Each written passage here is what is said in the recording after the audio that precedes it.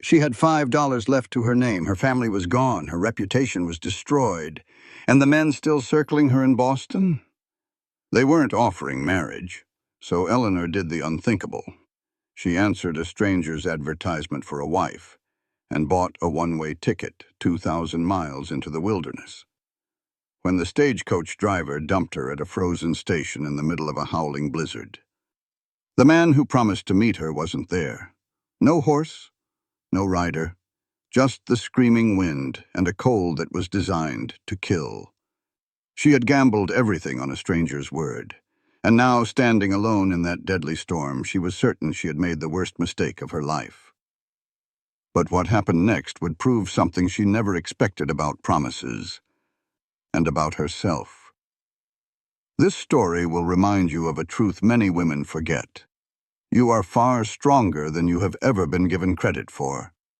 And the right partner won't ask you to be less. They will stand amazed at everything you already are. If you've ever taken a leap of faith and surprised yourself with your own strength, leave a comment below, and subscribe so you never miss another story that celebrates women who refuse to give up. The wind howled like a coyote, a real blue norther that didn't just bite, it aimed to break you. This wasn't city cold. This was a wild frontier cold meant to scour the land clean of anything that wasn't tough enough to stand against it. Her fine wool coat, once a point of pride, was about as useful as a screen door on a submarine. Her fingers were long past aching. They were just numb pieces of wood at the ends of her hands. The stagecoach driver hadn't even said a proper goodbye. He'd dumped her trunk, mumbled something about the pass closing up, and was gone in a crack of the whip. Just like that, she was alone. The only thing in sight was the Bennett station shack, a sorry-looking thing with no light in its one icy window and no smoke curling from its chimney. Her heart started hammering a rhythm of pure dread against her ribs. His letter, folded and worn soft in her pocket, had been clear. "I will meet you at Bennett Station on the 15th of December. He had given his word. Well, it was the 15th, she'd made sure of it. But there was no sign of him. No gray horse, no rider, just the screaming wind. That wind nearly knocked her flat. She grabbed her trunk to keep her balance and fought her way to the station door. It was frozen solid, but she put her whole shoulder into it, and it busted open with a loud crack. The inside was hardly better. A cold wood stove sat in the corner like a black iron ghost. A single bench lined one wall. The air was so cold she could see her own breath. She sank onto the bench, plumb tuckered out from the journey and the fear. For 3 days the worry had gnawed at her, keeping sleep at bay. She knew right then that giving in to the exhaustion would be a death sentence. You hear stories about folks who just sit down in the snow for a minute and never get back up. Forcing herself to move, she pulled out his letter. Just holding the paper felt like holding a shield against the despair. The handwriting was plain and strong. In it, he called himself a rancher of 42 years with land but no wife. He promised no luxuries, just honesty, protection, and a home. But the words that had brought her all this way were the last ones. Nothing you do not choose freely. After being left with no choices at all back in Boston, that single promise had felt like a miracle. Her father's bad dealings had ruined them. The family fortune vanished, the house was sold, and her mother had faded away from grief. Eleanor was left with $5 and a future that looked mighty grim. The respectable men who once called on her vanished with the money. The only ones left weren't offering marriage. She had to get out. So she'd answered advertisements in the paper, housekeeper, cook, anything to survive. And then there was his, rancher in Colorado Territory, Seek's wife. His was the only answer she got. It was a straightforward letter, no nonsense, just a plain-spoken deal. A partnership. It felt honest. And right then, honesty was the rarest thing in the world. So she sold her last decent dress, bought a ticket 2,000 miles west, and put all her faith in a stranger who was now nowhere to be found. She stood up and started pacing, forcing blood back into her frozen feet. Maybe the storm had held him up. Or maybe, just maybe, he'd seen her arrive, a worn-out city woman, and decided he'd made a bad bargain. She shoved that thought down hard. Giving up was not an option. She would wait out the storm, that's all there was to it. When it broke, she would figure out what to do next. Try to walk to the nearest town, find some kind of work. She would survive. The wind rattled the little shack and snow began to drift in through the cracks in the walls. Her eyes fell on the stove, cold and empty. There had to be a woodpile somewhere outside. She was just turning toward the door, bracing herself to go back into that howling blizzard, when she heard it. A sound, almost lost in the wind. Hoofbeats. They were faint at first, then steadier, getting closer. Her heart gave a painful leap. She scrambled to the window, scraping a tiny hole in the thick ice with her numb fingers. Through the swirling snow, a dark shape was moving. A horse. A gray horse with a rider. Without a second thought, she threw the door open and stumbled outside. The rider saw her and guided his horse right toward the platform. He was a big man, broad in the shoulders, his face mostly hidden by a low-brimmed hat and a scarf caked with snow. He swung down from the horse in one smooth, easy motion and turned to face her. His eyes were pale gray and steady as a rock against his weathered face. Eleanor Hayes. The voice was deep and rough. She could only nod, teeth chattering so hard she couldn't form a word. He looked her over, not in a creepy way, just sizing her up. Then he nodded once like he'd settled something in his mind. "I'm Caleb Mercer. Sorry I'm late. This storm blew in quicker than I figured. We need to get you warm." Her voice finally came, shakier than she liked. "My trunk? I'll get it." He lifted the heavy thing like it was nothing, tying it to his saddle with an ease born from habit. He turned and held out a hand. "You know how to ride?" "A little. Not in a long time. That'll have to do." His hand didn't move. "Horse is gentle. We need to leave now. It is 5 miles to the ranch, and this storm is only getting meaner." She looked at the swirling wall of white and felt a spike of pure fear. But her choice was simple. Freeze right here, or trust the stranger who kept his promise. She placed her hand in his. His grip was strong and impossibly warm.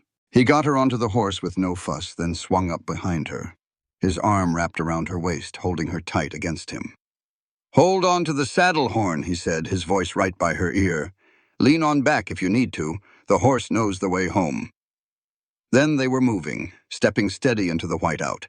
Caleb's arm was a solid anchor, and despite the cold, the fear, and the sheer craziness of it all, Eleanor felt something she had not felt for a long, long time. Safe. The ride was a battle. The wind howled and threw snow in her face until she had to press it against the horse's neck. Her numb hands were locked on the saddle horn. Caleb was a wall behind her, his arm a steel bar holding her in place. Time just disappeared into the blizzard. Her whole world was the horse moving under her, and the warmth of the man at her back. She prayed he knew where they were going. Just when she thought she couldn't take another second, his voice cut through the wind, almost there. Almost. Eleanor looked up and saw them. Dark shapes ghosting out of the snow. A barn, a house, fences. The horse knew it was home and quickened its step, heading right for the barn. Caleb slid off first, then reached up for Eleanor. Her legs gave out the second her boots hit the ground. She couldn't feel a thing but a deep, shaking cold. "Come on." Caleb's hand was firm on her elbow. "Let's get you inside." He led her to the house and pushed the door open. The sudden warmth felt like a solid thing hitting her. Eleanor just stood there, swaying, trying to take it all in. It was one big room, kitchen and living space, with 2 other doors at the back. A wood stove in the corner was throwing off wonderful heat. The furniture was simple but well made, and the whole place was clean and tidy. It was a bachelor's home, but a neat one. "Sit." Caleb pointed to a chair. "I need to see to the horse. I will be back in 10 minutes. Don't warm up too fast. It will hurt more." He was gone before she could answer. Eleanor slumped into the chair, staring at the stove. She had made it. She was here. She had survived. The shaking got worse as feeling crept back into her hands and feet. They burned and throbbed with a fiery pain. She wanted to cry, but she bit her lip hard. She hadn't cried when she lost everything, and she would not start now. The door opened again, letting in a blast of wind and snow. Caleb came in without his coat and hat. She got her first good look at him then. He was tall and broad, built from hard work. His dark hair had gray at the sides, and his face was lined from years in the sun. He looked older than 42, but this land aged a man fast. He went to the stove and started making coffee. "Can you feel your fingers?" he asked without turning around. She flexed her hands. They hurt something fierce, but they moved. "Yes." "Your toes? They're starting to." "Good." He poured hot water into a cup with coffee grounds and set it in front of her. "Drink this slow." She grabbed the cup, hissing as the heat seared her frozen skin, but she didn't let go. It felt like a miracle. She took a tiny sip. The coffee was strong enough to peel paint, but it was hot, and it was perfect. Caleb made a cup for himself and sat across from her. They sat in silence for a good while. She just sipped her coffee and tried to make sense of this quiet, capable man. He finally spoke. "You came a long way." "Yes, it was a rough trip." He nodded. "You are younger than I figured." A bit of pride made her sit up straighter. "I am 24. My letter said so." "I know what it said." His voice was even. "I just thought, well, it does not matter what I thought. You are here now." Another quiet moment passed. "I need to thank you," she said, meeting his eyes, "for coming for me in that blizzard. I gave my word I would be there." He said it so simply, like it was the only answer in the world. A man's word is about all he has out here, maybe the only thing. She thought of all the men back in Boston and their empty promises. "I am learning things are different here." A flicker of a smile touched his face. "Rules are different everywhere, I reckon, but folks out here tend to say what they mean. Life is too hard to waste time on anything else." He got up and brought back a plate with bread and cold meat, setting it between them. "You ought to eat.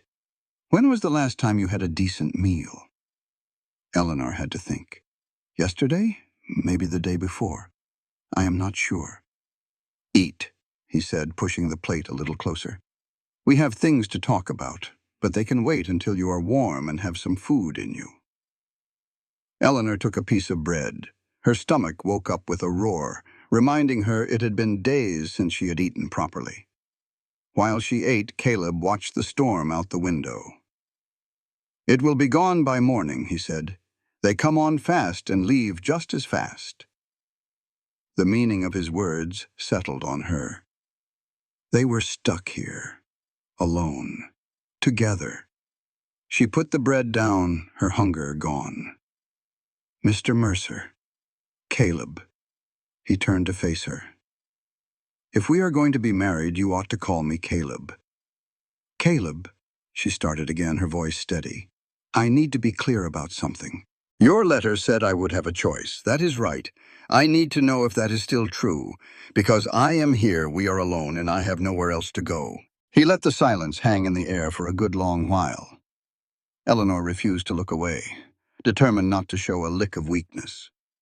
When he finally spoke, his voice was softer but just as solid. "I meant every word I put in those letters. The only reason you are sitting here tonight is because I gave my word I would meet you and bring you to a safe place. That is all that is happening. You're going to get warm, eat a hot meal, and get some rest. We can have a real talk tomorrow, after the storm has passed and your head is clear. And if you decide this life ain't for you, I will personally take you into town and put you on the first stagecoach heading east. I will even give you money for the trip. You will not be left high and dry." Eleanor looked him square in the eye, searching for the trick, for the lie that had to be hiding behind his calm face. But he just met her gaze, patient as a stone. "Why?" she asked before she could stop herself. "Why promise all that for a woman you have never even met?" Caleb turned his coffee cup over in his hands. "Because I know what it feels like to have no choices," he said after a moment. "I know what that does to a soul. I will not be the cause of that for anyone, especially not the woman I am asking to build a life with me." She heard the ghost of old pain in his voice. Whatever his reasons, they ran deep. She took a sip of her coffee, buying a moment to think. Everything she had ever learned about men told her this was a trap. A man did not just offer a woman safety without expecting something in return. A promise was only good until it became a bother. But this man, he had ridden out into a blizzard for her when it would have been easier to just wait. "All right," she said, her voice barely a whisper. "Thank you." Caleb gave a single firm nod. "Finish your food. I will show you to your room." While Eleanor ate, Caleb moved around the cabin, tending to the fire and checking the windows. He was securing his home for the night. She watched him, trying to figure out the man beneath the quiet surface. He moved with a purpose, no wasted steps, like a man who knew exactly who he was. His home was the same way. Simple, but everything had its place and its reason. It was the house of a disciplined man. When she was done, Caleb motioned for her to follow. He opened a door at the back of the cabin, revealing a small, simple bedroom. It had a bed with a thick quilt, a dresser, and a washstand. "I built this room with a wife in mind," he said, choosing his words with care. "So it is yours for as long as you are here." "And where will you be sleeping?" she asked. He nodded toward the other door. "That one is my room. You will have your privacy. There is a latch on the inside of your door if you feel the need to use it." Eleanor saw the simple metal bar. It would not stop a man who was truly determined, but the fact that he pointed it out meant something. "Your trunk is by the bed," Caleb went on. "The pitcher has fresh water. It is cold, but it is clean. If you need anything else, just give a knock." He turned to leave, but paused in the doorway. "Eleanor?" "Yes. I am glad you made it here safe. I know this was a hard day and you are likely scared and wondering if you made a mistake. But I want you to know you are welcome here. No matter what you decide tomorrow, tonight you are home." He shut the door softly, leaving Eleanor standing in the middle of the room with a lump in her throat. Home. She could not remember the last time any place had felt like home. Certainly not Boston. Not after everything went wrong. This little room, in this stranger's house, in the middle of a snowstorm, felt more like home than anywhere else. She sat on the bed, the full weight of her journey crashing down on her. Her body ached and her mind was foggy. She should have changed her clothes and washed up, but she did not have the energy. She just pulled off her boots, wrapped the quilt around herself, and laid down. She could hear the soft sounds of Caleb moving about in the main room. It should have been scary, but instead it was comforting. Outside, the storm howled like a hungry wolf, but inside, it was warm and safe. As she drifted off to sleep, her last thought was that she had made it. She had survived. Tomorrow would be for decisions and hard talks. But tonight, she was warm and safe, and that was more than enough. Eleanor woke up to a deep quiet. The wind had stopped. The only sounds were the crackle of a nearby fire and the soft groans of the house settling. It took her a moment to remember where she was. The blizzard, the long ride, and the quiet man who had promised her a choice. Soft morning light was filtering through the window. She had slept the whole night through without even meaning to. She woke up still in her clothes, tangled in the quilt like a worm in a cocoon. Eleanor pushed herself upright, and every muscle in her body hollered in protest. The long journey had worn her down to a nub, and that ride through the blizzard yesterday nearly finished the job.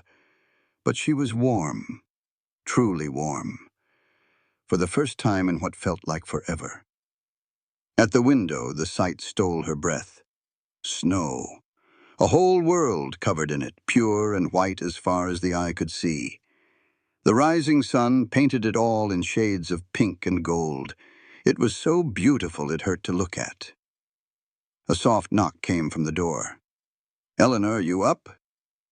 It was Caleb's voice, rough with grief but not mean. "Yes," she answered. "The coffee is on when you are ready," he said. "No hurry." After he walked away, she glanced in the little mirror. She looked a fright, with hair escaping its pins and a dress that was a lost cause of wrinkles. She washed her face with icy water, tidied her hair as best she could, took a deep breath, and opened the door. Caleb stood with his back to her at the stove, working a cast-iron skillet. The whole cabin smelled of sizzling bacon and hot coffee. He looked over his shoulder as she came in. "Morning. Did you sleep all right?" "Better than I have in weeks," she admitted. A hint of approval flickered across his face. "Good. Have a seat. Breakfast is about ready." Eleanor sat down, and he poured her a cup of coffee that was strong enough to stand a spoon in. She watched him move around the kitchen, quiet and sure, with no wasted motion. He put a plate of bacon, eggs, and fried bread in front of her before sitting down with his own. "Eat," he said, his tone plain and direct, just like last night. "After that, we can talk." They ate without a word, but it was a comfortable quiet. When they were done, he refilled their cups and looked her square in the eye. "All right," he said. "The storm is over. The road should be clear by this afternoon if you decide to leave. But first, I want to know who you really are. Not just the woman in the letters." Eleanor held her coffee cup tight. "What is it you want to know? Whatever you are willing to share. Why don't you start with why you answered my advertisement?" His voice held no judgment, only a simple curiosity. She thought about spinning a prettier tale, but the steady way he looked at her made her feel like he would see right through it. "I had nowhere else to go," she said simply.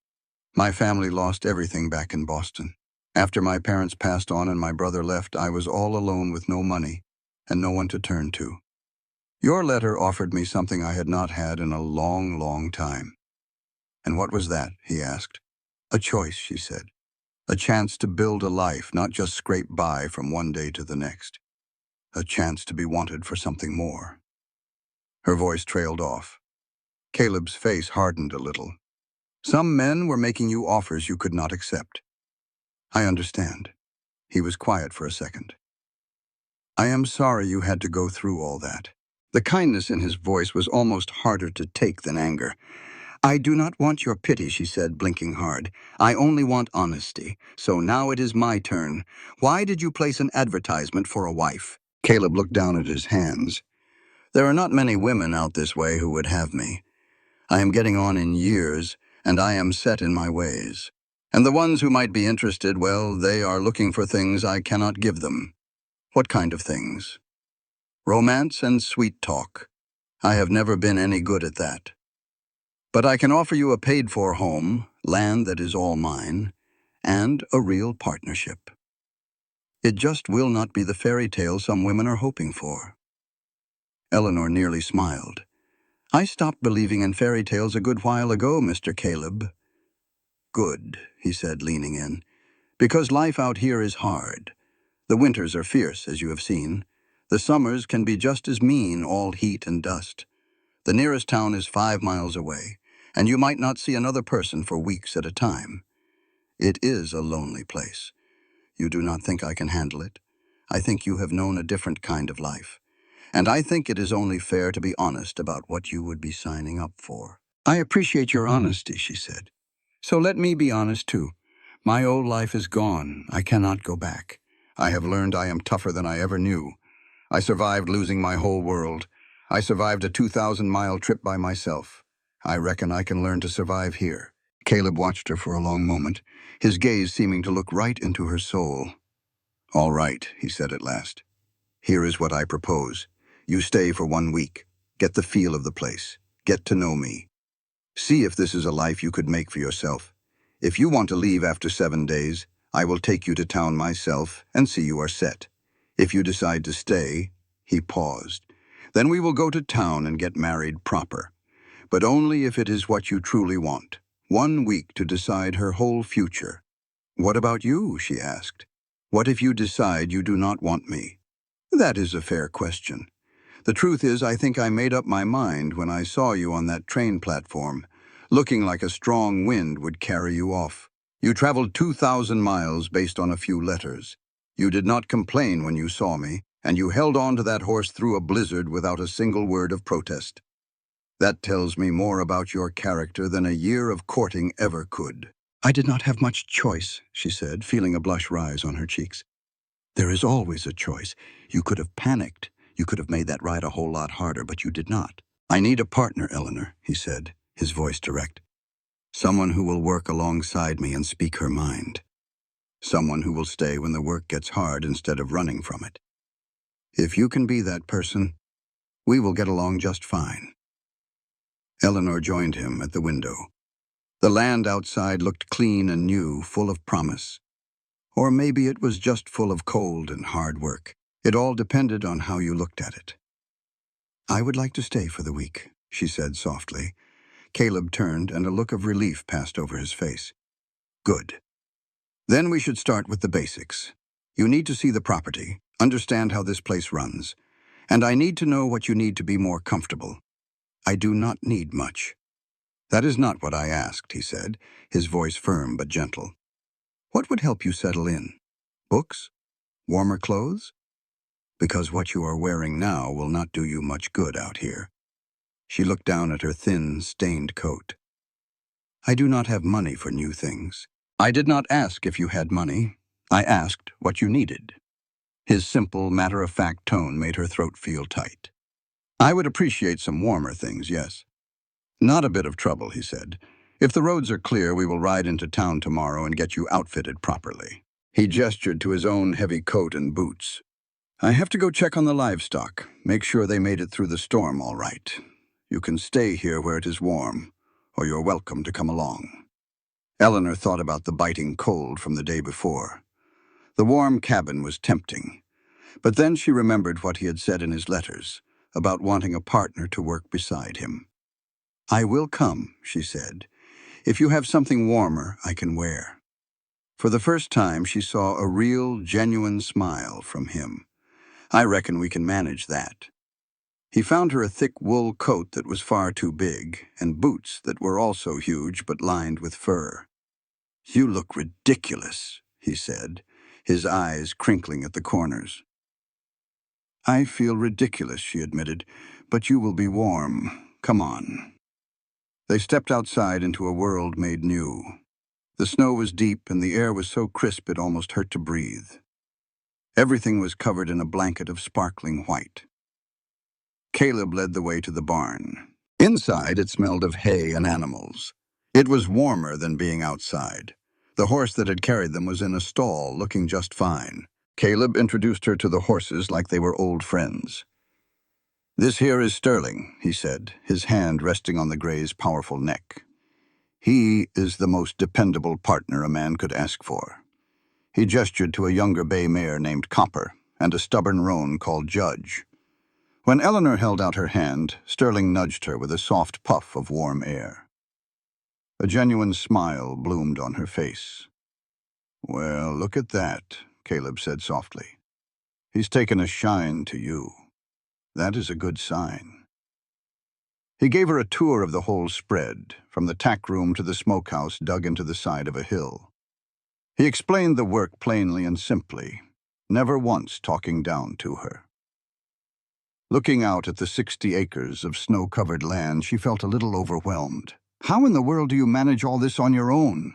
You just get into a rhythm, he answered, his gaze sweeping across the property. You learn what needs doing and what can wait. Eleanor took a breath before asking, Do you ever get lonely way out here? He was quiet for a long moment, the silence broken only by the crunch of snow under their boots. Yes, he said finally, his voice clear and honest. That is why I wrote that advertisement. That simple truth hit her harder than any fancy words could have. It was a world away from the complicated games men played back in Boston. As they reached the house, Caleb paused. You did good today, he said. Admitting you don't know something is the first step to learning it. Inside, as she slipped out of the borrowed coat, Eleanor felt a warmth that had nothing to do with the fire Caleb was stoking in the stove. They worked together to make lunch in a comfortable silence, a silent understanding passing between them. The next few days settled into a routine that felt surprisingly natural. Eleanor learned the simple, satisfying work of keeping a ranch going. She took to the chickens easily enough, but it was the horses that truly captured her heart, especially Sterling. The big gray horse had a calm spirit that soothed her nerves. He seemed to understand she was learning and was endlessly patient. You have a real gentle way with them, Caleb observed on the third day as she brushed Sterling's flank. Animals can sense when you're trying. He checked the horse's hooves with practiced hands. Are you thinking you might want a ride today? She knew he was right. Out here you had to be capable, not dependent. I will try, she said, her stomach fluttering. The lesson in the corral was harder than she had imagined. Her muscles ached, and she felt clumsy trying to find her balance. But Caleb never lost his patience. Relax your shoulders, he called out. You are too tense. The horse can feel it, he added in a calmer voice. Just breathe and trust him. Sterling is not going to let you fall. She took a deep breath, then another, and suddenly something shifted. She began to move with the horse instead of fighting him. When Caleb finally helped her down, her legs were shaky, but she was filled with a sense of accomplishment. You did real good, he said, and his simple praise warmed her to the core. That evening they sat by the fire, a comfortable quiet between them. Can I ask you something? Eleanor began, breaking the silence. Caleb looked up from the saddle he was oiling. Of course. Why this life? How did you end up all the way out here? He smiled a little. That is a long story. We have time, she replied. He told her about growing up on a farm in Missouri, leaving home at 18 to make his own way, and saving every dime he earned. I heard about land opening up out here, he explained. A man could buy a piece and build something that was his very own. He gestured around the sturdy room. I built all of this with my own 2 hands. Took me 15 years. That is incredible, Eleanor said, trying to imagine the sheer determination it must have taken. It is stubborn is what it is, he said with a hint of pride. But it is mine. I answer to myself out here. That is worth more than easy living. He looked at her then, his gaze direct. What about you? What was your life like before? Eleanor's hands stilled in her lap. It was comfortable, she said. I went to good schools and wore fine dresses. I was raised to marry a wealthy man and manage his household. He watched her for a long moment. You do not talk about it like you miss it. You talk about it like it was somebody else's life. His insight was so sharp it took her breath away. I suppose, she admitted softly, in a way it was. In a way, That old version of me is long gone, she thought. She vanished right along with her daddy and all that money. What's standing here now is someone new, someone I'm still getting to know. Caleb spoke softly. Well, that ain't such a bad thing. Getting to choose who you want to be instead of having it chosen for you. In a way, that is what I did. Back in Missouri, I was just another son, not clever enough for college and not tough enough for the hard labor. Or so I was told. Coming out here gave me a chance to prove I was more than what folks figured me for. Eleanor looked at him, seeing a piece of her own story in his. They were both running from something, trying to find a life that fit. Thank you for telling me that, she said. Caleb just nodded. Most folks out here don't ask about the past. They figure everyone's got their reasons. He met her gaze across the fire. But it's different with you. The words settled between them, warm and full of a promise she wasn't ready to touch just yet. The next morning, Caleb hitched up the wagon and took Eleanor to town. The land rolled on forever, beautiful and wild, with snow-topped mountains watching over them from far away. The sky was a shade of blue so deep it almost ached to look at. What is the town like? She asked. It is just a wide spot in the road, really. A general store, a saloon, a church, and a blacksmith. It is not fancy, but it has what we need. The town was a small cluster of wooden buildings on one main street. It looked rougher than Boston, but it felt more honest somehow. Caleb pulled the wagon up to a building with a sign that read, Hutchkins General Store. We will start here, he said. Ms. Hutchkins will get you fixed up with some proper clothes. Inside, the store was packed to the rafters with goods of every kind. A woman in her 50s, Ms. Hutchkins, eyed Eleanor with plain curiosity. Caleb Mercer, she said with a warm voice. I did not figure I would see you so soon after that blizzard. And who is this you have brought with you? This is Eleanor Hayes. She is staying at the ranch. Caleb's voice was flat, given no details. She needs some real winter clothes. Ms. Hutchins's eyes twinkled.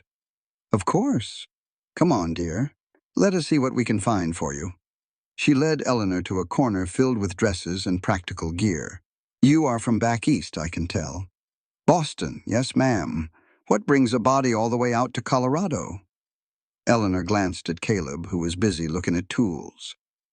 I am thinking on Mr. Mercer's offer of marriage. Well, now, is that not fine news? Ms. Hutchins beamed. Caleb is a good man. He could use a wife to smooth his rough edges. The woman gathered up 2 heavy wool dresses, warm underthings, thick stockings, a sturdy coat, and fleece-lined boots and gloves. This ought to get you through the winter, she said. Back at the counter, Ms. Hutchins added up the cost. The number made Eleanor's stomach twist, knowing she did not have a dime to her name. But Caleb just pulled out some cash and paid without a word. We will need our usual supplies, too, he said. As they loaded the wagon, another man strolled over from across the street. He was younger than Caleb, with an easy grin. Caleb, I did not know you were in town, he said, clapping him on the shoulder. His eyes landed on Eleanor. And who is this pretty lady? James. Caleb's tone was polite but chilly. This is Eleanor Hayes, James Thornton. His ranch is just north of mine. A pleasure, Miss Hayes, he said, tipping his hat. Are you just visiting, or is old Caleb finally getting himself hitched? We are not discussing our business in the middle of the street, Caleb said, his voice firm. I hope we see more of you, Miss Hayes, James called after them as Caleb helped her onto the wagon. On the ride back, Eleanor asked, A friend of yours? Neighbor, Caleb said, his jaw tight. Not a friend. James Thornton is the kind of fellow who thinks life is a contest and women are just another prize to be won. He is friendly when it suits him. I just want you to be careful. His protective tone was a surprise, but a welcome one. I can handle Mr. Thornton, she said. That earned her a small smile from him. I reckon you can. They rode the rest of the way in a comfortable quiet. She thought about James's smooth charm and Caleb's steady silence. Back in Boston, she would have fallen for the talker. But out here, after all she had been through, she found she much preferred the man who said little, but meant every last word of it. What are you thinking about? Caleb asked.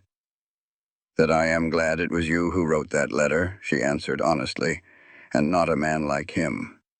Caleb looked at her for a long moment. I am glad it was you who answered it.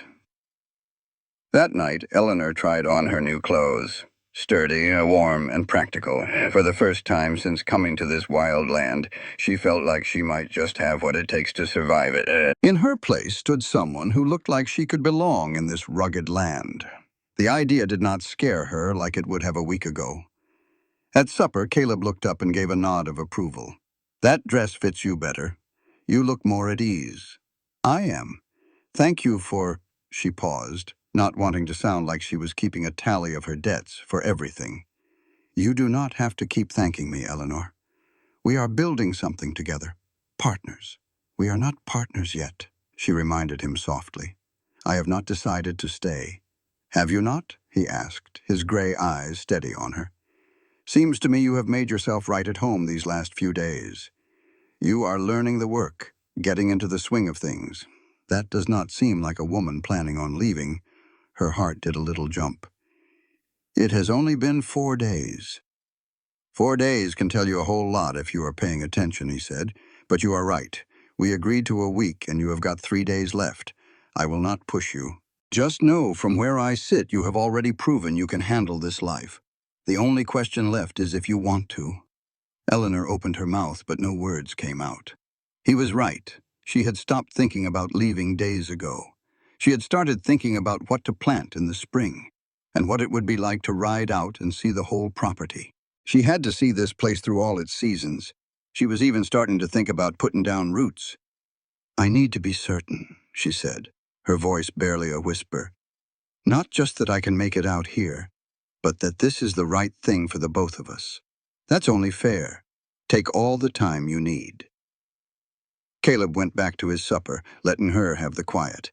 But later, with the fire crackling, he finally spoke.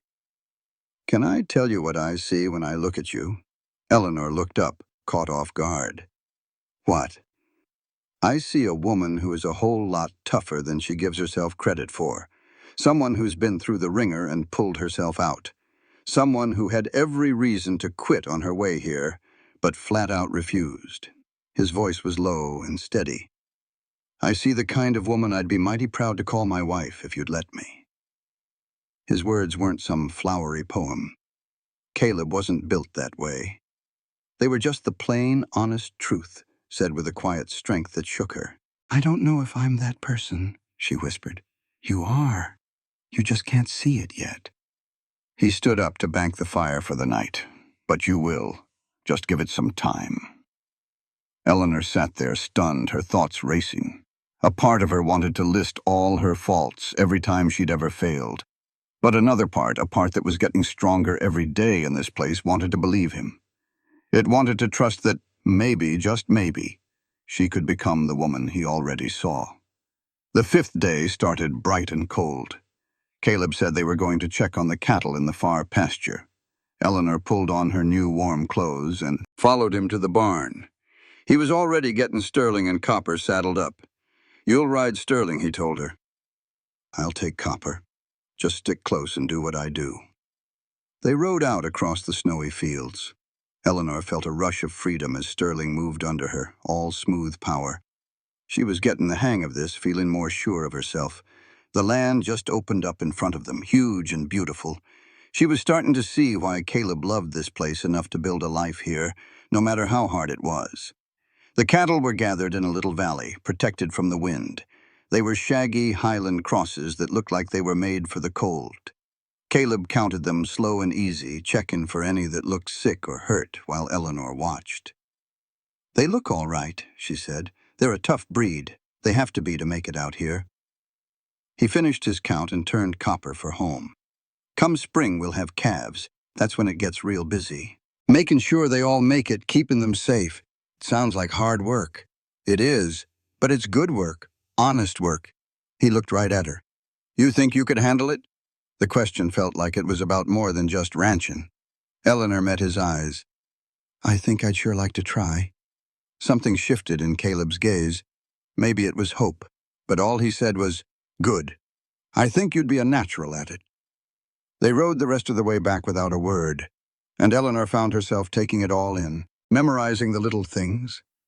The way the mountains stood against the big winter sky, the crunch of the horses' hooves in the snow, the solid feel of Caleb riding right there beside her. This could be my life, she thought. This place could be my home. And for the first time, the idea didn't scare her one bit. That night, Eleanor made up her mind. She put down her sewing and looked straight at Caleb. "I don't need the whole week." He glanced up from the harness he was fixing.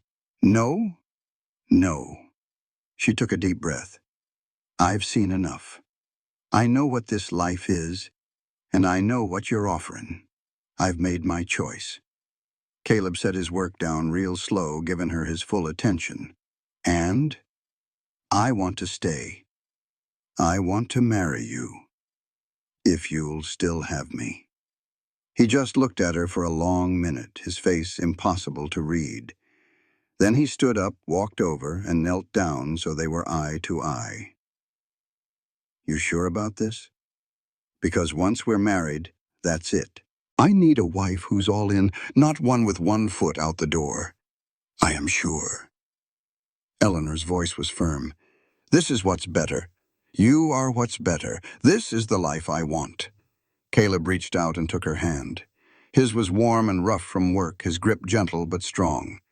"Then yes, the offer's still good. We'll ride into town tomorrow and make it legal." Eleanor felt a weight lift off her shoulders she didn't even know was there. "Tomorrow? Unless you want to wait," She thought about the life she'd left behind, a place where her choices were never her own. Now, standing before this quiet, steady man, she was finally making a choice that mattered. She looked at Caleb and knew that all the fancy traditions she once dreamed of meant nothing.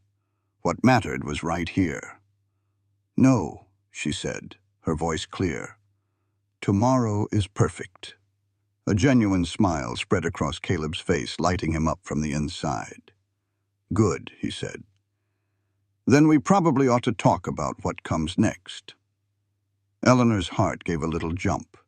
He gently brushed his thumb over her knuckles.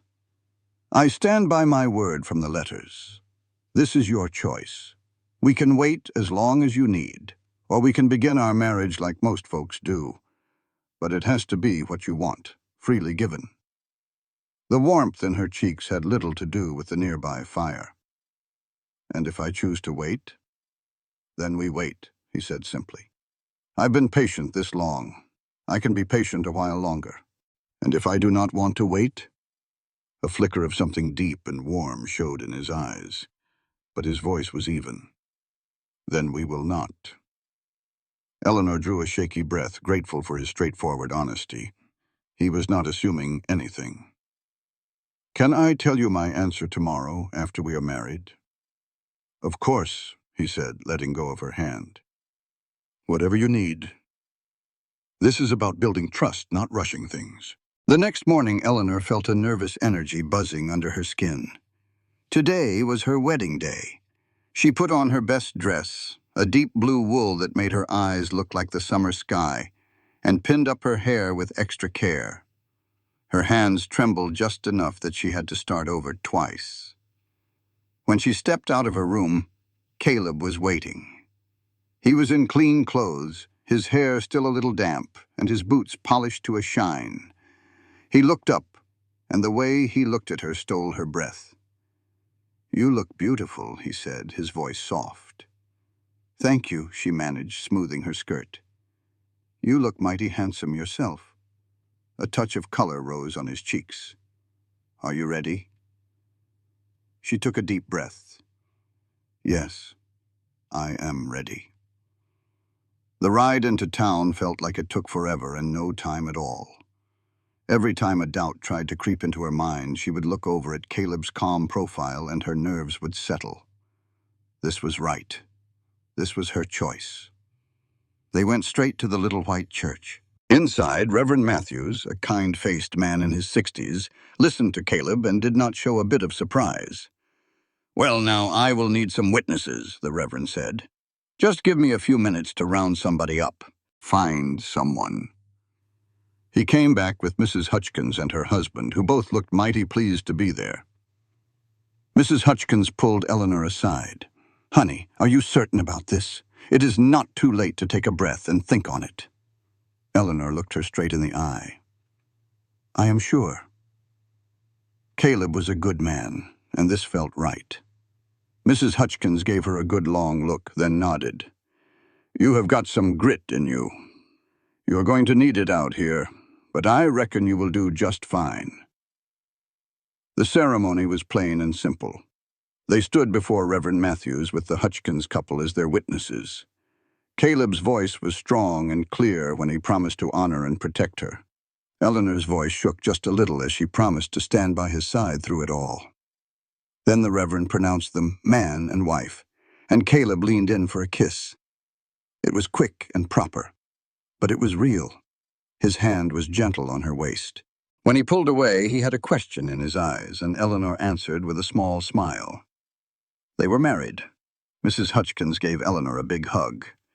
"Welcome to Colorado, Mrs. Mercer. You come see me if you need a thing, you hear?" "I will, thank you." Outside, the sun was blinding on the snow. Mrs. Mercer. The name felt strange and solid at the same time. Caleb helped her up into the wagon, his hand staying on her elbow just a moment too long. As they headed away from town toward the ranch, the reality of what they had just done settled in. "Any second thoughts?" Caleb asked in a low voice. Eleanor truly thought about it. "No. You?" "Not a one." They rode quietly for a bit before Caleb spoke again. "I know this was not the wedding you likely dreamed of as a girl. No big party, no family here, no fancy dress." "No," Eleanor said. It is better." He gave her a surprised look. "Better?" Those fancy weddings seemed to be about putting on a show and meeting expectations. This was different. This was about two people making a choice to build a life together. That is worth more than all the flowers in the world. A softness came over Caleb's face. "You are not what I expected, Eleanor Mercer." "Neither are you, Caleb Mercer," she said with a smile. "I think that is a good thing." When they got to the ranch, Caleb helped her down with care. He stopped at the door. "I need to ask you something." Eleanor's heart started to beat a little faster. "Yes?" "Tonight," he started, gathering his words. "I need to know what you have decided, about waiting or not waiting. I will respect your choice, whatever it is, but I need to know." Eleanor looked at this man who had kept every one of his promises, who had shown her nothing but honesty and respect. He had made her feel safe for the first time in a very long time. "I do not want to wait," she said, her voice quiet. "We are married now. I want to start our life together, for real, tonight." Caleb's eyes seemed to get darker, and his voice was rough when he spoke. "Are you certain?" "I am certain." He slowly reached up and cupped her face with his hand. "Then tonight it is. But first, let me make you some dinner. Let us sit by the fire like we have been. We will not rush a thing, Eleanor. Not tonight. Not ever." That promise, that patience, made her choice feel even more right. The evening passed with a kind of gentle quiet. Caleb cooked dinner while Eleanor set the table. They were both so aware of each other now. Every look held more meaning. Every time they brushed past each other, a spark flew between them. Eleanor found herself watching his hands as he worked. They were strong hands that had built this house and this life. The thought made her catch her breath, a mix of nerves and excitement she could not quite name. "You are quiet," Caleb said, looking over as he put stew in the bowls. "Just thinking." She almost said something else, but then she remembered his words about being honest. Caleb put the ladle down and turned to face her. "Eleanor, if you have changed your mind—" "I have not," she said, meeting his eyes. "I am nervous, but I have not changed my mind." A change came over his face, making it softer. "I am nervous too, if that helps any." That surprised her. "You are?" "It has been a long time for me," he said, choosing his words with care. "And I have never been with a woman who mattered to me the way you do. That changes things." A warmth spread through her. "How long has it been?" "Years. More than I like to count." He brought the bowls to the table. "I'm not going to act like I was a saint before I got here. But once I started building this ranch, there was not room for much else. And I was not interested in wasting time with women I did not respect. And now," he said, his gray eyes holding hers, "now I have a wife I respect a whole lot. A wife who has shown more courage in a week than most folks show in their whole lives." Eleanor felt her cheeks get warm. "You make me sound braver than I am." "I make you sound exactly as brave as you are. You just do not see it yet." He picked up his spoon. "Eat. You will need your strength." The teasing in his voice made her blush, but she smiled too. It felt good to be this honest with each other. They ate slowly, and the conversation came easier. Caleb told her stories about his first days on the ranch, about his mistakes and the hard lessons he learned. Eleanor shared memories of Boston that did not hurt to think about anymore. "At one party," she said, "my mother made me wear a dress with so many layers I could hardly move. I felt like a big ship trying to park in a tiny harbor." Caleb let out a warm laugh. "Did you make it?" "Barely. I snagged my skirt on a chair and almost took down a whole table of drinks. My mother was horrified." "I would have paid good money to see that," he said, his eyes crinkling. "The proper Boston lady causing a ruckus." "I think part of me was relieved when my old life fell apart," Eleanor admitted, surprised at her own words. "At least then I could stop pretending."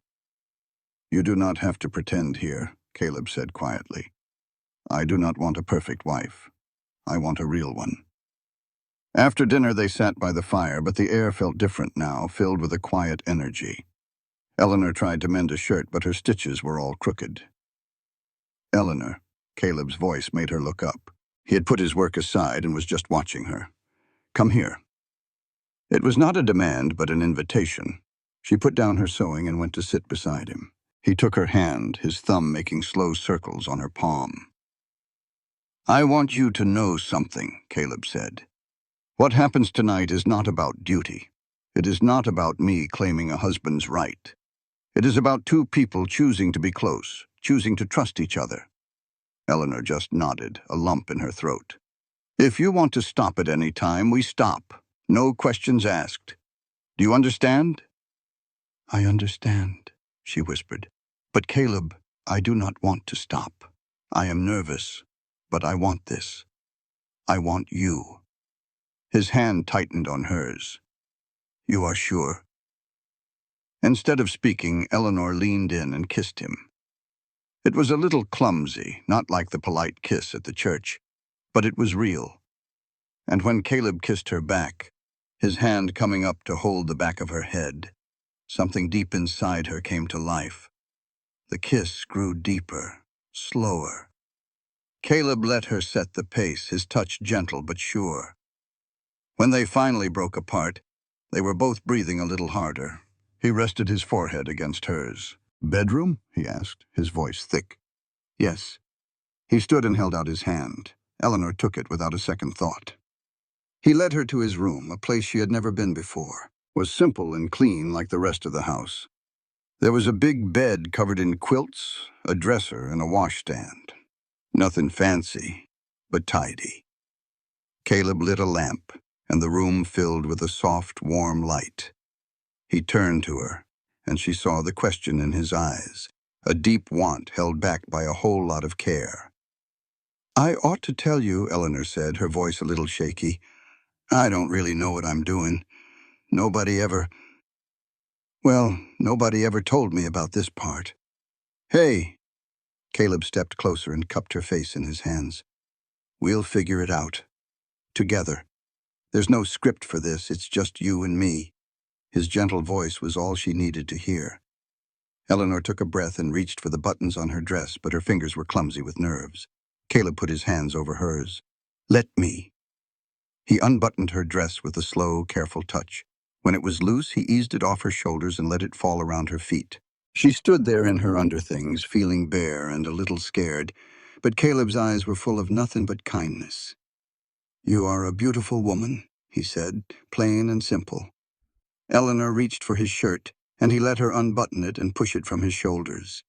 In the soft light, she saw the hard lines of his chest, the proof of a life of hard work etched into his skin, the old scars that told their own stories. She laid her hand right over his heart and felt it thumping hard and fast. You're nervous too, she said, and the thought calmed her down some. Scared to death, he admitted with a small smile. Scared I'll mess this up, or move too fast, or hurt you. Then we'll just be scared together. Eleanor looked up at him. But Caleb, I trust you. I wouldn't be standing here if I didn't. A powerful tenderness washed over his face. He leaned in and kissed her again, slower and deeper this time. His hands went to her waist, pulling her in close. They found their way to the bed in a mess of tangled arms and soft kisses. Caleb's hands were careful as they explored, and he took his time with the rest of her clothes, pausing to kiss her skin and whisper soft words, making sure she was all right. When they were finally lying there together, skin to skin, Eleanor felt a flash of panic at being so exposed. But Caleb just pulled her closer, his touch calm even as it lit a fire inside her. We'll take it slow, he murmured into her hair. We stop if you say stop. And we remember this is just the start. We got a whole lifetime to learn each other. Eleanor just nodded. She couldn't find the words. Then his mouth was on hers again, and there was no more room for thinking at all. There was only feeling. The slight roughness of his calloused hands on her soft skin, the warmth of his mouth on her shoulders. the solid weight of him pressing her into the mattress in a way that felt both powerful and perfectly right. When he finally joined their bodies, Eleanor let out a small gasp at the sharp, unfamiliar sting of it. Caleb froze instantly, his muscles trembling as he held himself back. "Breathe," he said, his voice thick. "Just breathe. It will pass." She took a few shaky breaths, willing her body to adjust, to accept. Slowly, the sharpness did fade, replaced by a feeling of fullness, of a connection that was more than just physical. "Are you all right?" Caleb asked, his voice strained. "I am all right," Eleanor confirmed. "You can move." He started slowly, watching her face for any sign of pain. But Eleanor discovered that the movement created new feelings, ones that were surprisingly pleasant. She shifted her hips, and a sharp breath hissed from Caleb. "Do that again," he groaned. And so she did. They found a rhythm together, learning what made the other gasp. It was not some fairy tale moment from a storybook. It was a little clumsy and awkward, but it was real. It was theirs. And when Caleb finally shuddered above her with a quiet groan, Eleanor felt a deep, fierce satisfaction. Afterward, he held her tightly, his breathing slowly returning to normal as he stroked her back. Eleanor rested her head on his chest, listening to his heart slow to a steady beat. A deep sense of peace settled over her. "Thank you," Caleb said into the quiet of the room. Eleanor lifted her head. "For what?" "For trusting me," he said, brushing a damp strand of hair from her forehead. "I know that probably was not the most enjoyable thing for you." "It was real," Eleanor interrupted softly. "And honest. That is what matters." "It will get better," Caleb promised. "As we learn each other, I will make sure it gets better for you." She believed him. She settled back against his chest, feeling a wave of exhaustion wash over her. "Can we just sleep like this?" she asked. "However you want," he answered, his arms tightening around her. "You are my wife now, Eleanor. This is where you belong." She closed her eyes, feeling safe and chosen in a way that had nothing to do with the act they had just shared. Outside, the wind howled, but inside their little cabin, it was warm and safe. She had traveled 2,000 miles and risked everything on a stranger's word. And somehow, it had led her right here. She fell asleep to the sound of Caleb's steady breathing, absolutely certain she had finally come home. The next morning, Eleanor woke up alone, her body aching in a way that was new to her. For a second, she was lost. But then the whole memory of their wedding night came rushing back. On the pillow next to her, a note from Caleb said he was out doing chores and that she should take her time. Sure enough, fresh coffee was on the stove. She looked out the window and saw him in the barn, moving with a steady calm that settled something deep inside her. That man was her husband. This place was her home. When he came in from the cold, stomping snow from his boots, his eyes found hers right away. He didn't have to say a word. She could see the question in his gaze. She walked right over, stood on her toes, and gave him a soft, coffee-flavored kiss. The relief washed over his face. "Good morning, wife," he said, his voice low. "Good morning, husband." They spent the day working side by side, learning the rhythm of their new life together. Eleanor found herself watching him, really seeing the little things, like the crinkle around his eyes when he smiled. That night, when they came together again, it was easier, more natural. Caleb was so gentle, so patient, whispering encouraging words until she felt like she might just melt. Afterward, laying tangled up in the dark, he spoke into her hair. "I need to tell you something." Her heart gave a nervous little jump. "What?" she asked. "I'm falling in love with you." The words hung there in the quiet room, plain and true. He went on, saying he knew it was fast and that she didn't have to say it back. But he'd promised her honesty. Eleanor thought about his quiet strength and how he'd kept every single promise he ever made to her. She turned in his arms, her voice barely a whisper. "I think I'm falling in love with you, too." She confessed that she came here expecting a partnership, nothing more. But somehow, it had all become real. They fell asleep wrapped in each other's arms, and Eleanor reckoned that maybe fairy tales were real, just not the kind she'd read about. This was better. As the deep cold of winter set in, the storms kept them inside for days at a time. The house, which once felt so small, now felt like their own private world. Caleb taught her the ways of the ranch, and she proved to be a natural, unafraid of hard work. Her once soft hands grew calloused and strong. She started adding her own touches to the little house, making it feel more like a home. Curtains from some fabric Caleb picked up in town. She even put the pantry in order with a system that made sense. Caleb wasn't just okay with it, he seemed downright pleased. It was like watching her make the house her own proved she was there to stay. They found their rhythm, a balance of work and rest, talk and comfortable quiet. Nights were a different story, filled with a warmth that grew deeper each time. Caleb was a man of his word, and she learned about pleasures she never knew existed. She even found the nerve to ask for what she wanted. One evening, sitting by the fire, Caleb looked at her and said, "You're not the same woman who showed up here." Eleanor thought on it. "I feel like I'm finally becoming the person I was always supposed to be." His gaze was warm. "Well, I like who you're becoming. Even when you're stubborn," he grinned. "Especially then. I'd much rather have a wife who'll argue with me than one who just agrees to everything." "Good," she said, "because I've got some strong opinions about that chicken coop." He let out a real laugh, and the sound just filled her up. It was a feeling as good as any passion, a sign they were building a real partnership. In late February, they headed back to town for more supplies. Mrs. Hutchkins greeted Eleanor with a knowing smile. "Marriage sure does agree with you, child.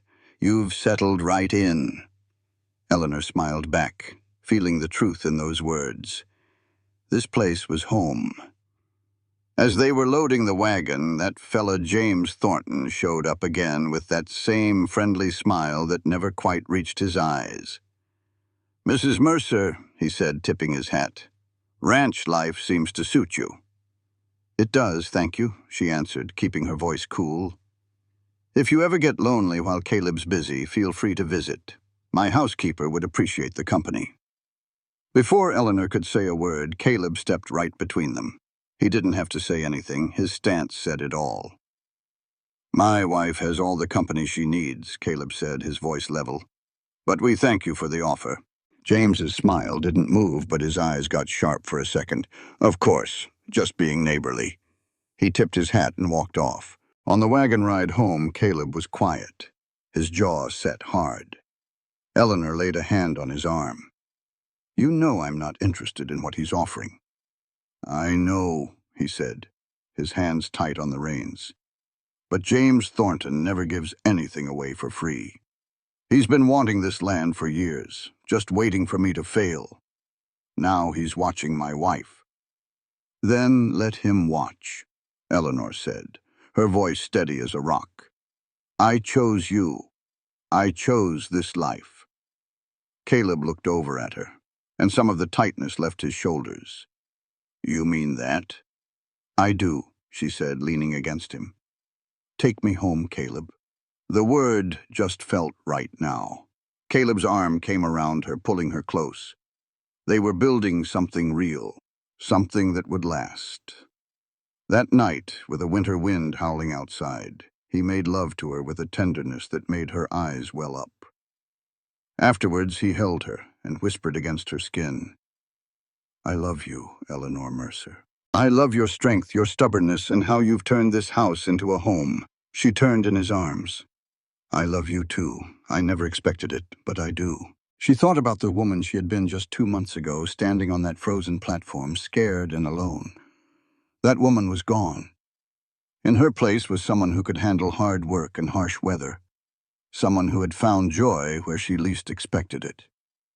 She had chosen Caleb, and she chose this life all over again every single day. The wind could scream all it wanted. Inside, there was warmth and a love that had grown into something solid. Spring would come, but for now, she was right where she belonged. She was in the arms of a man who had promised her only the truth and ended up giving her everything. She was in a home she had helped build, in a life she had chosen. The storm outside didn't scare her anymore. She had faced worse and come out stronger. With Caleb by her side, she knew she could face anything. March finally brought the first hints of spring. The sun felt warm again, and patches of dirt started showing through the melting snow. The land was waking up, revealing itself after a long winter sleep. But Eleanor noticed a change in herself that had nothing to do with the seasons. Her monthly courses, usually right on time, had stopped. At first she figured it was just the stress of her new life. But when a second month went by and she started feeling sick every morning, she couldn't ignore it any longer. She was pregnant with Caleb's child. The thought hit her one morning behind the barn. A baby. She was going to have a baby. Fear and a surprising kind of joy washed over her. She had been married less than 3 months and was just getting the hang of things. How in the world could she handle a child way out here, so far from any help? But underneath all that fear was a fierce feeling of protection.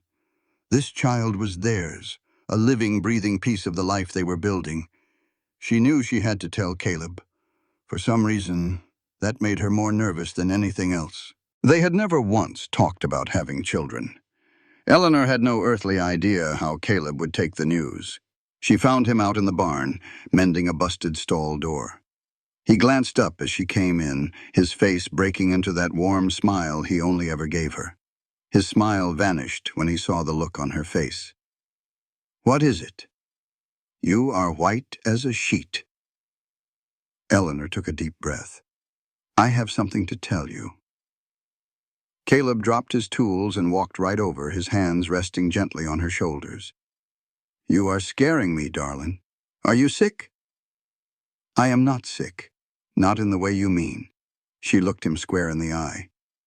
"Caleb, I am pregnant." He just stared for a long moment, his face giving nothing away. Eleanor's heart pounded in her chest, the silence stretching on and on. And then his whole expression changed.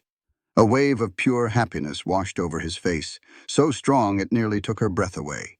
He swept her up off her feet, spinning her around and laughing a deep, free laugh she had never heard before.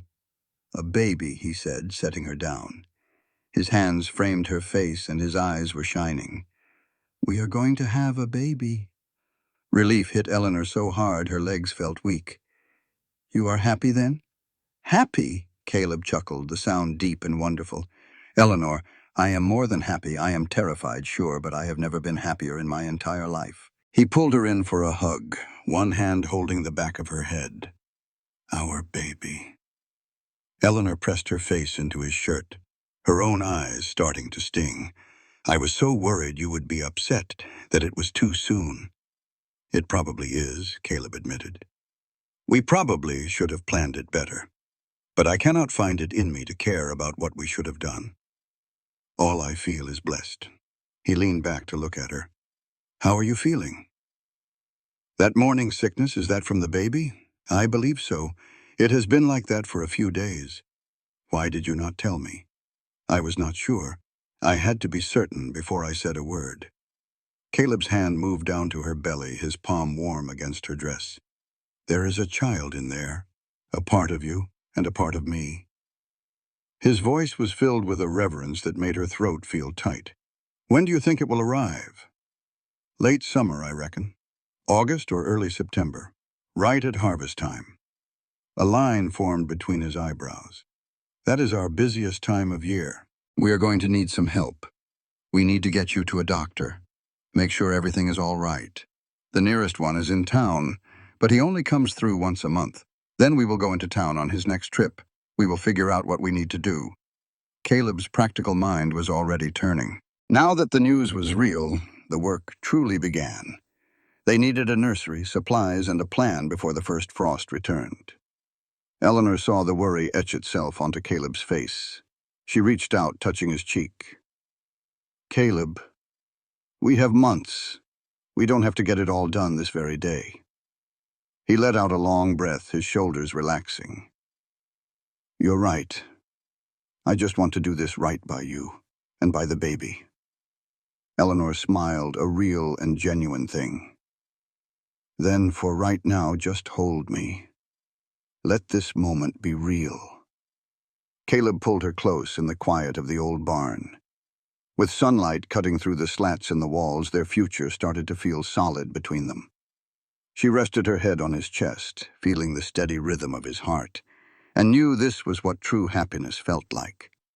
It wasn't a life without fear, but a life with a love strong enough to face it head on. News of a baby on the way changed the little things.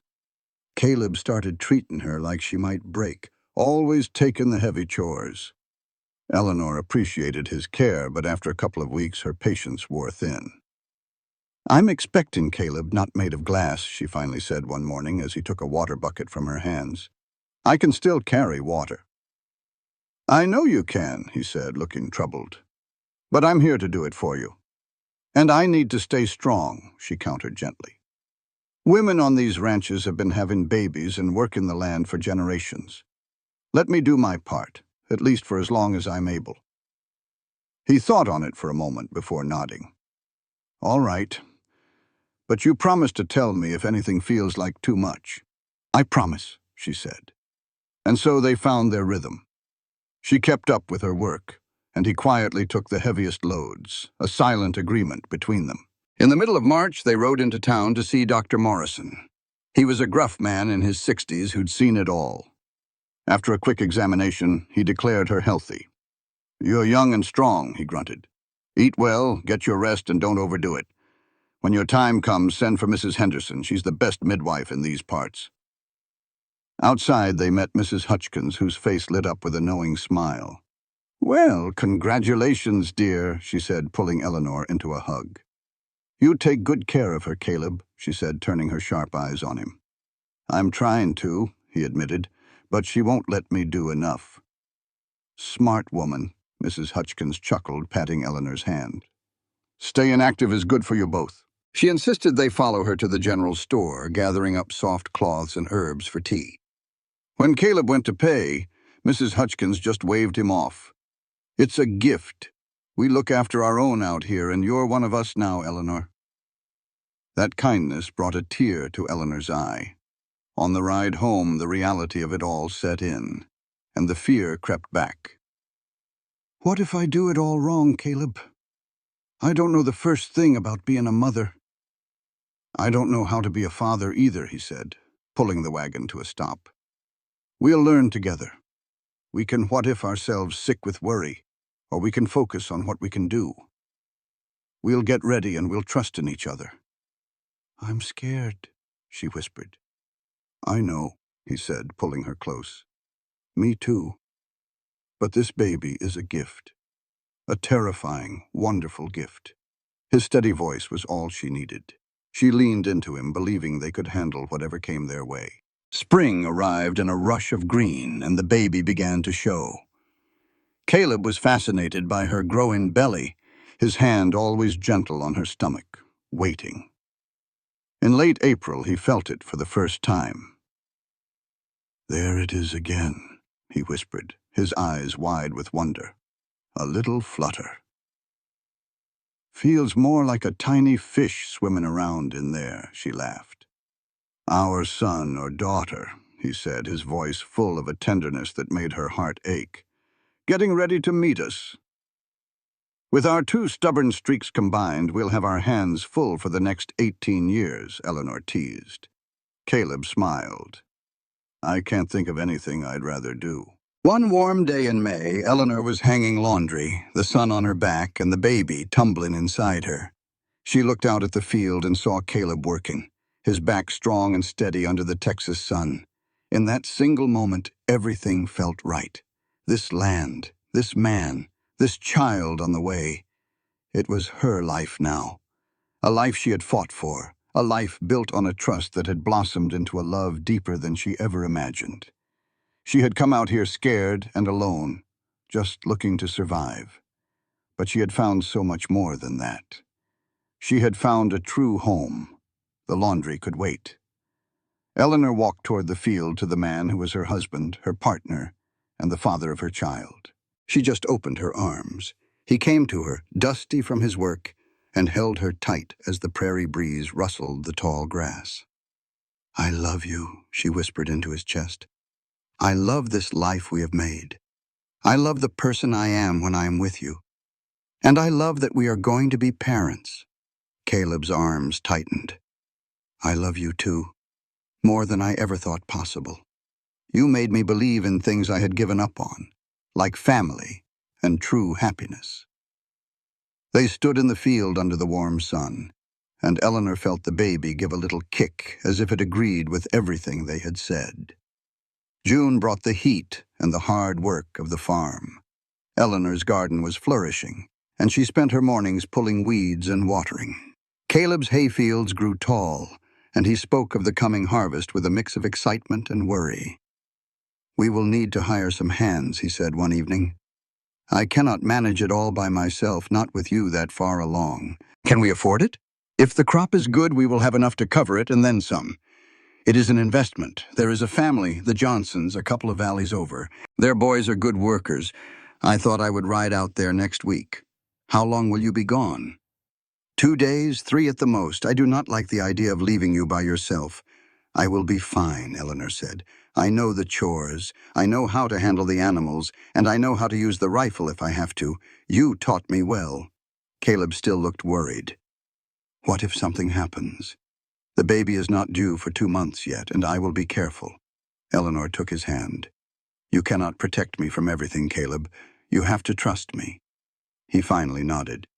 3 days. I will be back in 3 days. Absolute maximum. You promise you will be careful?" "I promise." The next week, Caleb set out at sunrise. Eleanor watched him go, feeling a strange mix of nerves and independence. She had never been truly alone here. The quiet of the ranch was both freeing and a little unsettling. The first day went by without a hitch. Eleanor did her chores, gathered the eggs, and worked in her garden. She ate a quiet dinner on the porch as the stars began to appear. The baby was lively that evening, and she spoke to it in a soft voice. The second day started out just the same, but by afternoon, dark clouds began to gather over the mountains. She had learned to read the weather out here, and this looked bad. She got the chickens into their coop, secured the barn, and brought extra water inside. The storm hit fast and hard. Rain turned to hail, hammering the roof like a drum. The wind howled around the little house, shaking the windows. Thunder cracked right overhead, and lightning lit up the dark world outside. Eleanor sat at the table with a hand on her belly, trying to stay calm. The baby seemed restless, moving around as her own heart beat faster. She heard a loud crash from outside. She went to the window but could not see a thing through the driving rain. She would have to check the damage after the storm passed. The worst of it finally blew over as night fell. Eleanor stepped outside into the mess. The heavy barn door had been torn loose and was hanging crooked. She had to fix it to keep the animals safe. She strained to lift the heavy, rain-soaked door back into place. Her pregnant belly made it a clumsy, difficult job. As she wrestled with the wood, she felt something strange give way inside her. It was not a pain, but it was wrong. A moment later, a warm gush of fluid ran down her legs. She looked down in disbelief and then horror. It was too early. It was far, far too early. The baby was not due for weeks. This could not be happening. But then the first real contraction seized her, sharp and powerful, stealing her breath. She stumbled back toward the house, her mind reeling. She needed help. But Caleb was still a day's ride away. There was no one else for miles. She was completely alone, and her baby was coming. A pain gripped her so hard she had to grab the table to keep from falling. She breathed through it, just like Mrs. Hutchins had told her. Her mind raced, trying to remember what to do. Water, clean cloths, a place to lie down. She moved through the house on shaky legs, grabbing what she needed. She remembered bits and pieces of conversations she'd overheard between women in town. It all sounded terrifying then, but facing it all alone felt like an impossible nightmare. She got to the bedroom and laid out clean sheets just before another contraction bent her in half. They were coming faster now, harder than anything she could have imagined. The pain was like a vice, squeezing the breath right out of her until she could do nothing but endure it. Hours melted away. All that mattered was the rhythm of the pain and the desperate need to just get through it. She tried to remember the advice she'd been given, but her body had its own plans. The pain just kept building until she was crying out, a raw sound of pure agony. Sometime late in the night, when she was sure she could not take one more minute of it, she felt a change. Then, when the pain and pure exhaustion had boiled her down to just the will to live, something shifted. The feelings in her body changed. They were not less painful, but they had a new purpose. Her body was telling her it was time to push. Eleanor pushed with all her might, all by herself in the dim lamplight. She had only her own grit to get her through it. She pushed, then rested, then pushed again. It was a cycle that felt like it would surely break her. She thought about Caleb, wondering if this was how it all ended, alone, trying to bring their child into the world. But she refused to give up. With one last mighty push, she felt the baby come free. For one awful second, there was just silence. Then, a small, angry cry filled the little room. A son. She had a son. Her hands shook as she cleaned him and wrapped him in a soft cloth. He was tiny, born too early, but he was breathing, and he was alive. She did what she could to clean herself, keeping her son tucked close to her side the whole time. Fear was still there.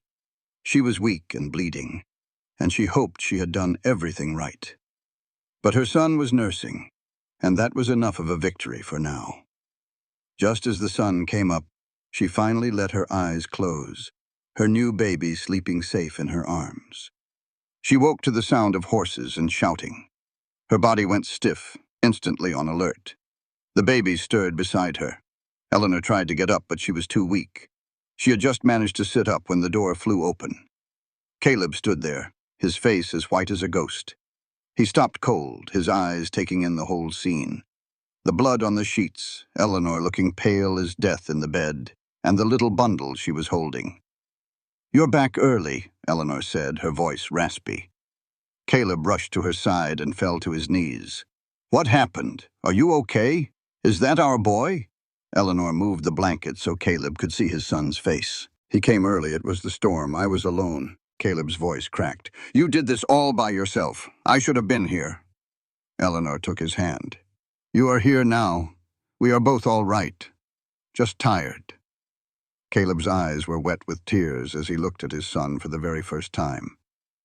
"Can I hold him?" Eleanor gently passed the baby into Caleb's big arms. She watched as her strong husband held their tiny son with so much care. "He is so small," Caleb whispered. "He came early, but he is strong," Eleanor said. Caleb looked at her with pure wonder in his eyes. "You did all this alone. You kept both of you alive. Eleanor, you are the strongest person I have ever known." "I did not have a choice," she said. "He was coming, ready or not."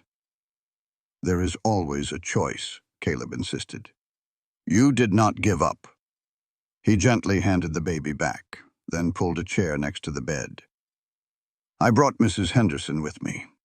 I got worried and turned back early. When I saw the storm damage, I have never been so scared in my life." "I'm sorry I scared you," she whispered. "Never apologize. Just promise me you will never do it again." It's a hard thing for a woman to bring a child into this world all by herself, out here in the middle of nowhere. But Eleanor did it, and it proved just how strong she really was. This story is about finding a strength you never knew you had.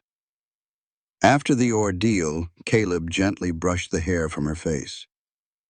"I'm getting Mrs. Henderson," he said. "She will check on you and the little one." Mrs. Henderson was a woman in her 50s who knew her business. She examined Eleanor and the baby with a steady hand. She asked a few sharp questions and seemed pleased with the answers. "You did a fine job," she told Eleanor. "The baby is small, but he is healthy." Caleb stood in the doorway, his voice tight with worry. "What about Eleanor?" "She needs rest and good food," Mrs. Henderson said, looking right at Caleb. "You make sure she stays in bed for a solid week." I will, Caleb promised, and he was a man of his word. He took over all the chores, bringing Eleanor her meals and tending to the baby always nearby. The exhaustion hit Eleanor harder than she ever figured. The baby, who they named Thomas, was a fussy little fellow who always seemed to be hungry. The days and nights just melted into one another, a long blur of feeding and trying to catch a moment of sleep. But there were good times, too, like the way Thomas's tiny hand would grab her finger, or hearing Caleb's rough voice singing softly to his son in the quiet of the night. About 2 weeks later, Eleanor finally felt steady enough to get out of bed. She saw the tiredness in Caleb's face from him doing everything alone. "Let me help," she said one evening, finding him in the kitchen with a crying Thomas in his arms. "I have rested.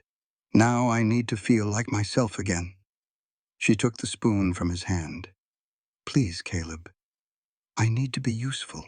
He looked at her for a long moment, then gave a slow nod. "Just tell me if you get tired." They soon found a new way of doing things, a rhythm that worked around Thomas. Caleb even built a cradle they could move from room to room. Life was harder than anything she had ever known, but it was also wonderful. She loved watching Thomas grow and seeing Caleb become such a loving father. By the end of July, Thomas was a thriving, healthy baby with curious dark eyes. Eleanor had her strength back, though her body felt different now. Caleb seemed to think she was more beautiful than ever. Their life together felt solid, like it was truly built to last. "I love you," Caleb whispered to her one night. "You gave me a family, a future worth fighting for. You gave me the same thing," she whispered back. In August, the Johnson boys came to help with the harvest just as they promised. Eleanor worked right alongside them with Thomas tied to her back in a sling. One afternoon, James Thornton came riding up, pretending to see if Caleb needed help. His eyes went straight to Eleanor and the baby. A sly look crossed his face. "Heard you had a baby," he said. "A son," Caleb answered, standing between him and Eleanor. "We have all the help we need." "Of course," Thornton said with a smile that did not reach his eyes. "But if Mrs. Mercer ever finds ranch life too much with a little one, my housekeeper just loves children. My wife is doing just fine." Caleb's voice was as hard as iron.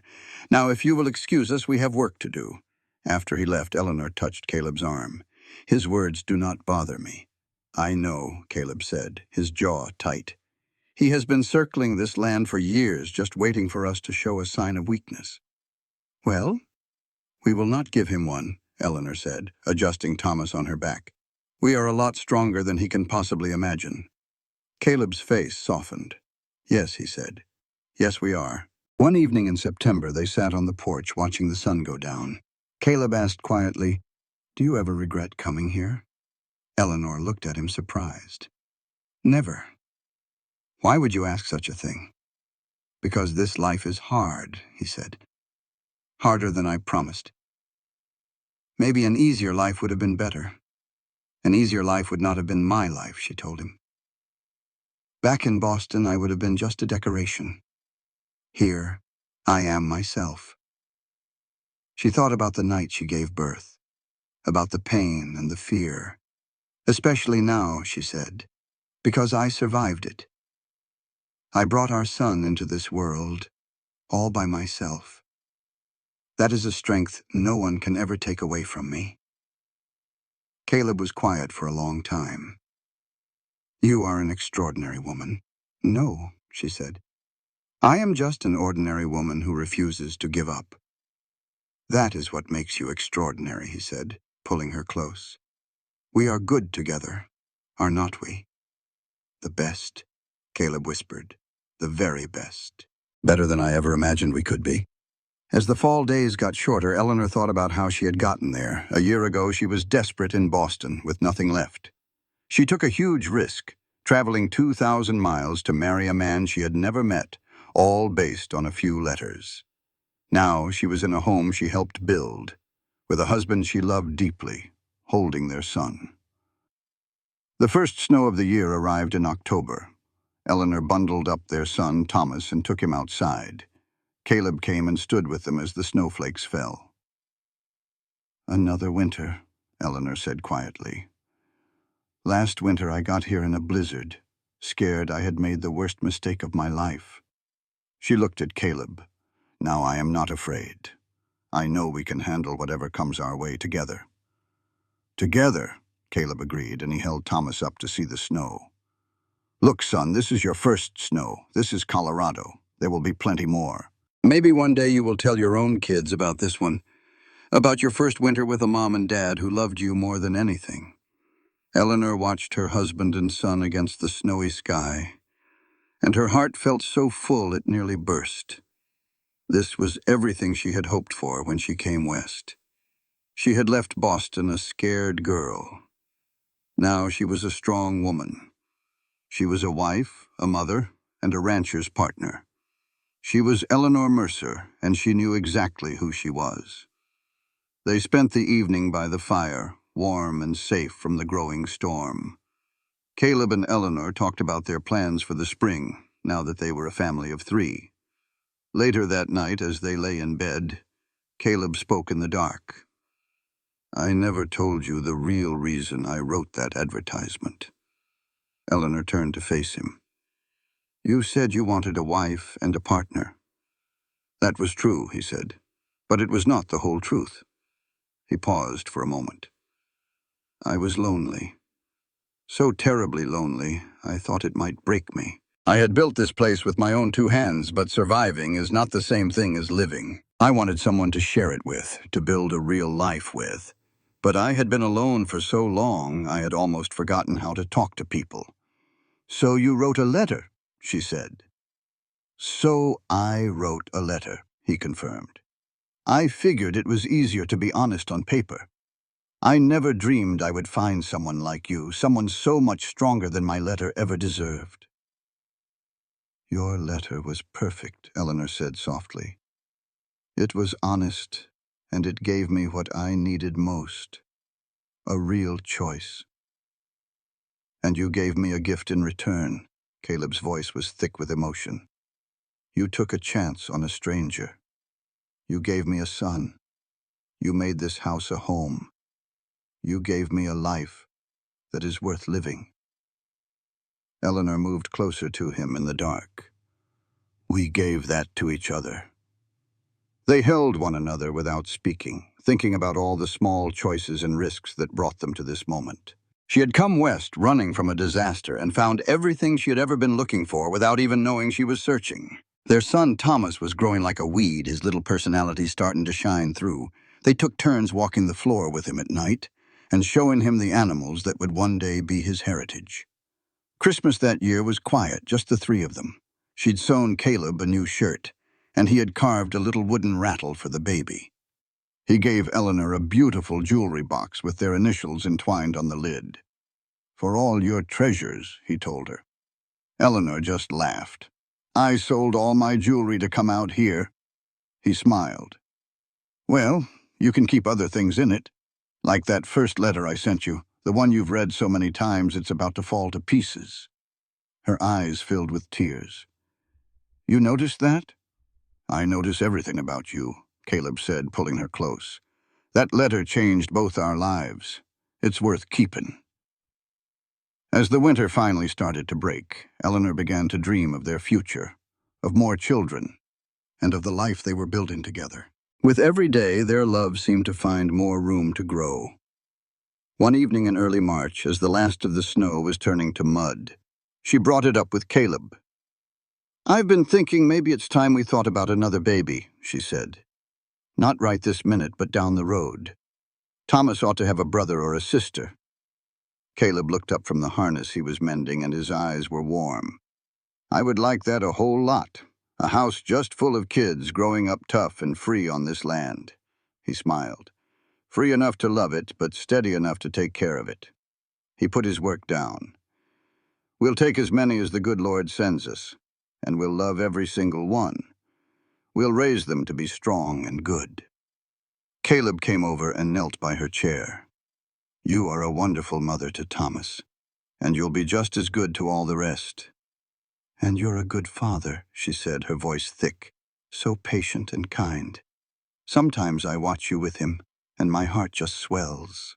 One afternoon in May, she stood watching Caleb work the field. Thomas was perched on her hip, grabbing at her hair and making his baby noises. The sun felt good, and the big mountains stood watch against a clear blue sky. This was home. Not just the house or the land, but this feeling. The feeling of being right where she was supposed to be, with the people she was meant to have. Caleb saw her looking, and that special smile he saved just for her spread across his face. He set down his tools and walked over, wrapping his arms around them both after a kiss for her and one for the boy. "What's on your mind?" he asked. "Just that I'm happy," she said, looking right at him. "Happier than I ever knew a person could be. I love you more than words can say, and I'm thankful for that letter you sent, and for having the nerve to answer it. I'm thankful for everything that brought us right here." "Me too," Caleb said, resting his chin on her head. "And the best part is, this is only the start. We've got a long time ahead of us." That night, with Thomas sleeping soundly, Eleanor took out the little wooden box Caleb had made. Inside was the letter that started it all. A dried flower from their wedding, and a little lock of Thomas's hair. She read the letter again, even though she knew every word. It still amazed her how those plain, honest words had changed her whole world. A stranger promising to be a partner, and meaning every bit of it. "You reading our story again?" Caleb asked, though he already knew. "The very beginning," she said. "Sometimes I just need to remember how scared I was, and how you kept every single promise you made."